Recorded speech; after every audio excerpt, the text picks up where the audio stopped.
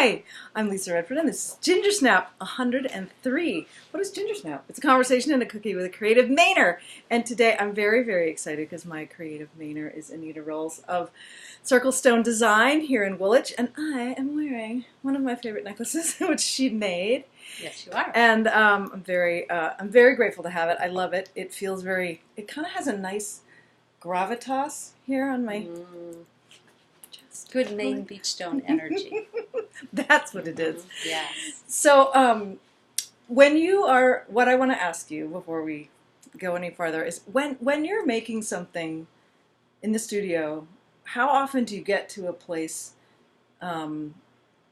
where your craft and your intention are like, you know, Humming and buzzing? Yeah. Interesting. It's kind of when you're in the groove. It doesn't happen all the time. Mm-hmm. I think because what I do now is much more mechanical than what I used to do. The simplicity of the beach stones and just the one couple of different styles of necklaces were much easier to produce. I was working with much simpler materials. Things gelled much more easily. I wasn't going in 20 different directions, and the focus like was you are now. right, and the focus was very succinct. It's easier with a succinct focus. I also have always given myself, from a creative standpoint, the ability to walk away if things are not working well, which happens sometimes in the studio. Some days you have very good intentions, you lay your work out, you have this purpose to your day, and it goes sideways for whatever reason. And creatively, I think that happens to us all in different dimensions.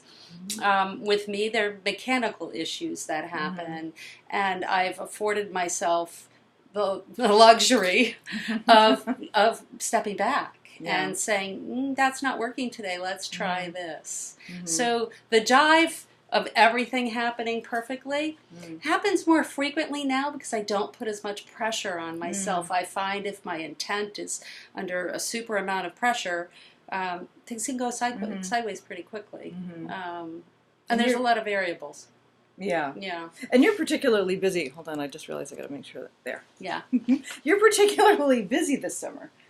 I'm particularly busy most summers. The predominant amount of my work happens between June and like November, and it's pretty intense in July, August, and September. Yeah. And it's an interesting rhythm. It's very hard to get used to, accustomed to. You're working on weekends, other people have weekends off, but you're also working during the week because you're trying to create. Get ready for it, yeah. Right. There's a lot of travel. At times I feel like I'm too old for it. I'm going to be 60 this year, and I feel like, do I want to be doing this for another 15 years or not? But I manage. Yeah. You know, I manage. It's a busy time, but it's also a wonderful time with the weather. Everything seems to lift me up so that I'm able to do it. That's wonderful. Yeah, and enjoy it. Yeah. So when did you first come to Maine? Came to Maine in 2004. My partner Pam and I were looking to get to Maine. We had an opportunity to visit somebody in Arizona, and Pam had an opportunity to work in Arizona, so we went to Arizona in the wintertime, and we spent summers in Maine. Well, it was hard work because she worked. She was the breadwinner, and she was a muralist and a painter, so she painted big canvases and murals, so we would book jobs in both places. So for the summer she came back and worked, and then in the winter she worked in Arizona. So it was a different rhythm of life. Yeah. Her being primarily an income earner and me doing everything else, so that all she had to do was paint. I facilitated everything. It worked out great. Dreamy. It was dreamy, and then the burnout happened. Yeah. Arizona, Phoenix area is a lovely place, but it's And one day she said to me, "I don't think I can live here anymore. Too many people." And I said, "Okay." Well, the juxtaposition was we came back here, and it was so beautiful. Yeah. But I am not a winter person, so it was interesting for me to come back to Maine in the wintertime, and Not that Arizona's terrifically warm in the Mm-hmm. winter, but it was just a different rhythm. Yeah. And it worked out okay. And actually we bought a gallery in Booth Bay Harbor and decided to stay year-round.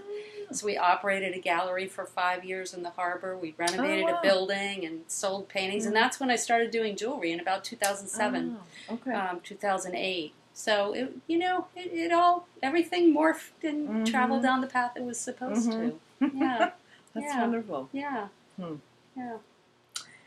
So, now's the time when we're going to have a cookie. Okay. Cookies sound lovely. So, these are dippers because they are shortbread. These are hazelnut. Hazelnut is the word I was looking for. I'm going to dip it in this tea that I have right over here. That sounds lovely. Where's your tea? My tea's on the floor there. I think I'm going to do the same. Whoops, I just dropped them. Did I say these are from Frontier? Yeah. No. Okay. Did you? They're from the Frontier Cafe. If you haven't been to the Frontier Cafe, there's some wonderful... That's going to have to wait. That's going to have to wait. Oh, these are good. Shall I scoot out and pick it up real quick? And just hang up? Because it's going to rain. That's a few. Oh, these are really good. I'm not usually a fan of shortbread, but it's usually sort of just, crunchy and this is. I think it's lovely. This is buttery. It's very buttery. That's where that's where the. Oh, wow. I'll take that other half. Yeah, please. So books. Are you a reader? Do you love books? I am a binge reader that reads on vacation. I haven't had a vacation in many years. I will say I listen to audiobooks while I'm working or travel. So I would have to say audiobooks count for more than actual reading. I took up knitting last year, or revisited knitting, which takes up my free time and is quite a bit more relaxing, I find. So do you have books that you recommend when people say, Anita, well, what should I read? I love to cook. So I have one of my favorite books that I listened to in the last 3 months, and I think I'm going to listen to it all over again, was Alice Waters' biography from Shea Panizzi. And I like everything about her. I love that she narrated it. Same thing with Michelle Obama's book. I could listen to that 2 or 3 times. Yeah, it was lovely. I listened to the whole thing and I would listen to that again. Very inspiring women, very strong women, very dedicated. And that feeds my well. Yeah. Yeah, again, the rest of the novels that are easy reading and the rest of it, I feel as though it's not a great use of my time. I'd rather be accomplishing something. So whether it actually be cooking or knitting or doing something, those are all relaxing things for me. Or doing absolutely nothing. Which the flip side is nothing, which is fine which too. Is really good. Yeah, which is really regenerative and really important. Yeah. It is. It is. But those are, I think that the strong women characters definitely inspire me, inspire my life. Yeah. So, as for other inspiration, like music, is there an album or two? It's interesting because I'm a child of I grew up in the 60s and the 70s, and I like Crosby, Stills and Nash. I love instrumental music. Music is tough. I listen to music in my studio. My partner Pam is noise sensitive, so we've done a lot of removing music from our life, which is very interesting for me. She can't tolerate certain noises or certain sounds. And interesting enough, I just did the folk festival, and she spent most of the time with earphones, headphones, noise canceling. A lot of sound going on. Super stimulating sound, a little too much stimulating. Yeah. But I would have to say that again, I have a super diverse, musical taste.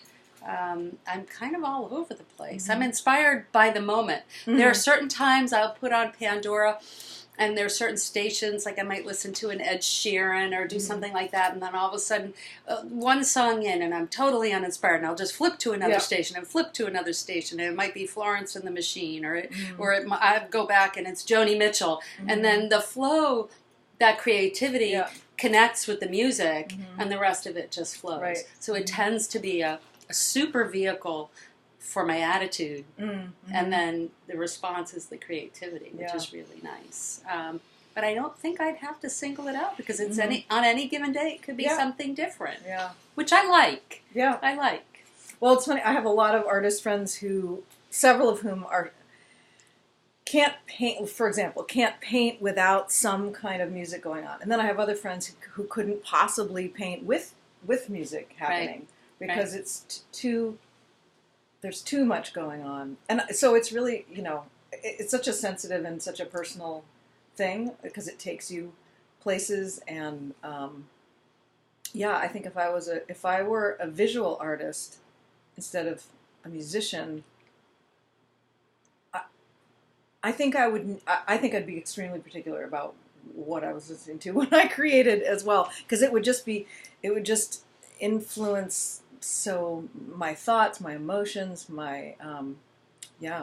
It's interesting. I find, especially because I'm somewhat noisy in what I do, and my work is noisy. I work with a lot of hammers, tools, things that vibrate. Right. So it is rare that I can really have the ability to listen to like that super acoustic Joni Mitchell and just kind of ease into my day. I have to be doing certain things. When I need to really get motivated, it has to have something that's very up-tempo, got a beat, it's got to be a driver. And then it just kind of slides me right into that place where, everything just gels. I can't, Pam, my partner Pam was, a visual painter. And the same thing, there were certain music, she said it's Pavlov's dog. You would hear that music. This was before she was noise sensitive. Yeah. She would listen to that music and she would be salivating to paint. It was just, turn the button right on. I'm not like that all the time. Sometimes the button doesn't work, but we all have things that inspire us. Yeah. So I'd like to think I'm inspired by a very broad range of music. Yeah. Well, something that I meant to ask you earlier, and I don't want to forget to ask: are there things that you create that are really hard for you to sell or give up because you have loved them so much? Not often, and if I do love them, I keep them, and I keep them more because they are a part of me somehow intuitively, and I can't tell you why. I honestly can't. I can't verbalize. Yeah. It's more of an emotion that I feel. I could have any piece of jewelry I wanted. I could make any piece of jewelry I wanted, but I wear the same jewelry all the time. Mm-hmm. I have 2 or 3 necklaces, the same rings I have been wearing for years, some for 5 or 6, 7 years. I have to think very carefully about adding a piece to me because I want to honor it by wearing it. I'm not the kind of person that sits a piece aside and wears it on a special occasion. If I'm wearing a t-shirt, I'm wearing the same jewelry I'd be wearing if I were wearing a little black dress or a white linen shirt. I feel like my work, that's my intent. And I think that's why my customer is so unique, is that they are mostly drawn to the work for that reason as well. It doesn't have to be an occasion piece. It's a piece that transmits some energy, and they feel that they're connected to it. Yeah. And they're pretty large pieces for the most part, so I think that they have a certain amount of energy and visual energy that they emit. So, yeah, that's very cool. Yeah. All right, Anita, if a movie was made about your life, what genre would it be, and who would you like to have star as you, or who do you think they'd cast as you? That's a really tough question. I really thought about that, and I didn't really come up with a really succinct answer. I thought it would have to be an action movie. I'm a driver. I see myself as a physically fairly strong woman. I'm a fierce protector of my family and an advocate for the people that I love, and I think that makes me just have this strong energy. So I saw Jada Pinkett Smith on Colbert, and you stream it, and I was thinking to myself, that's a woman that loves her family, that's a woman that loves her husband, that's a woman that is very accomplished, and a strong little pistol, doesn't take any guff from anybody, and is super doesn't care what people think, just really is more intent on being thoughtful about her life. And I guess that would be, I don't know, an action movie with Jada Pinkett Smith. I don't know how that would pan out. She's not very big. She's a little short. She's quite a bit more petite than me. At first I thought Angelina Jolie, and I thought, I just couldn't pull that off.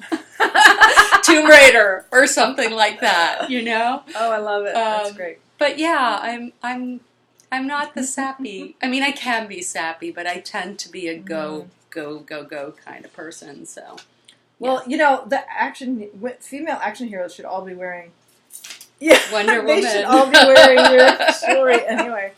Oh my god! It's funny because this very large, simple cuff I call a warrior cuff, and there's certain things that the verbiage that I use to describe my jewelry sometimes really resonates that way, because I find my process is so driven by hammers and moving metal and physicality that I feel like that energy is transmitted into the pieces. And then I think that is where people get strength. Same thing with the beach stones. Something that's been tumbled for thousands of years that you can now wear around your neck. It has this lovely, very strong, and sometimes peaceful energy too. So, you know, I hope that I manage the balance. Wow. Yeah. Well, I think you do. Yeah. Thank you. Yeah. Thanks. I try. Yeah. So thank you so much. If you would like to reach Anita, or if you would like to see where she is showing her work, or get in touch with her, you can reach. They can go to Circlestone Design. CirclestoneDesigns.com. Okay. Yep. That takes care of it. All right. Yeah. Yay. Thank you so much. Yeah. This has been Gingersnap. I'm Lisa Redfern, and I'll be back in a couple weeks with episode 104. Where's my little sign? Right, oh. Yay. All right. This has been Gingersnap.